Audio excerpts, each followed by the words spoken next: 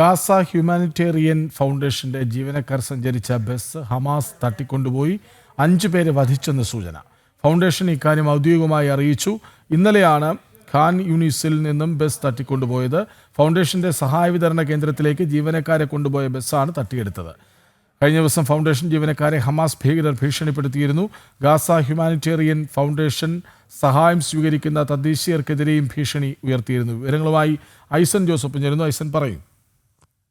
തീർച്ചയായും കൃഷ്ണരാജ്, ഗാസയിൽ സഹായ പ്രവർത്തനങ്ങൾ നടത്തുന്ന ഒരു അമേരിക്കൻ ഫൗണ്ടേഷനാണ് ഇത്തരത്തിലൊരു ആക്രമണത്തിനിരയായിരിക്കുന്നത്. 5 പേരെ കൊലപ്പെടുത്തിയെന്ന് ഔദ്യോഗികമായി അവർ തന്നെ അറിയിക്കുന്നുണ്ട്. മാത്രമല്ല, മറ്റൊരു സുപ്രധാന ഘടകം എടുത്തു പറയേണ്ടത്, ഇവർ സഞ്ചരിച്ചിരുന്ന ബസ്സിലുണ്ടായിരുന്ന ബാക്കി പേരെ ബന്ദികളാക്കി എന്ന ഒരു റിപ്പോർട്ടും പുറത്തു വരുന്നുണ്ട്. ഈ ബന്ദികളാക്കുകയും കൊലപ്പെടുത്തുകയും ചെയ്തതിനു ശേഷം എന്ത് സംഭവിച്ചു എന്നത് സംബന്ധിച്ച് കൂടുതൽ വിവരങ്ങളൊന്നും ഇതുവരെ ലഭ്യമായിട്ടില്ല. സൈന്യവും അതുപോലെ തന്നെ ബന്ധപ്പെട്ട അധികാരികളും ഇക്കാര്യം സ്ഥിരീകരിക്കുകയും ചെയ്യുന്നുണ്ട്.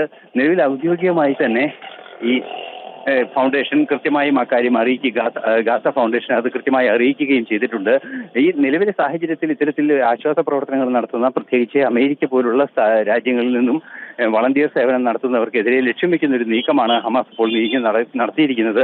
സ്വാഭാവികമായും നമുക്കറിയാവുന്നതാണ്, നേരത്തെ റെഡ് ക്രോസിനെതിരെ ഇത്തരത്തിലുള്ളൊരു നീക്കങ്ങൾ നടന്നിരുന്നു. റെഡ് ക്രോസ് വളണ്ടിയർമാരെ ആക്രമിക്കുകയും അവരെ പ്രതിരോധിക്കുകയും തടയുകയും ഒക്കെ ചെയ്യുന്ന ഒരു സാഹചര്യം ഉണ്ടായിരുന്നു. അത്തരത്തിലുള്ള സമാനമായ ഹ്യൂമാനിറ്റേറിയൻ എയ്ഡുകൾ നൽകുന്നതിനെതിരെ നിലപാട് സ്വീകരിക്കുന്ന ഒരു നീക്കമാണ് നടന്നുകൊണ്ടിരിക്കുന്നത്. ഈ അടുത്ത ദിവസങ്ങളിൽ മാനവിക സഹായവുമായി എത്തിയ ചില വിരുദ്ധ ചേരികളുടെ, അതായത് അമേരിക്ക വിരുദ്ധ ചേരിയിലുള്ള ചില രാജ്യങ്ങളിൽ നിന്നും അല്ലെങ്കിൽ ചില സംവിധാനങ്ങളിൽ നിന്നെല്ലാം തന്നെ എത്തിയ ചില ആക്ടിവിസ്റ്റുകളെ ഉൾപ്പെടെ തടയുകയും ചെയ്തിരുന്നു ഇസ്രായേൽ. ഇതിന് പിന്നാലെയാണ് ഈ നീക്കം നടന്നിരിക്കുന്നത് എന്നത് ഏറെ പ്രാധാന്യത്തോടെ നോക്കിക്കാണേണ്ട ഒരു വിഷയവുമാണ്.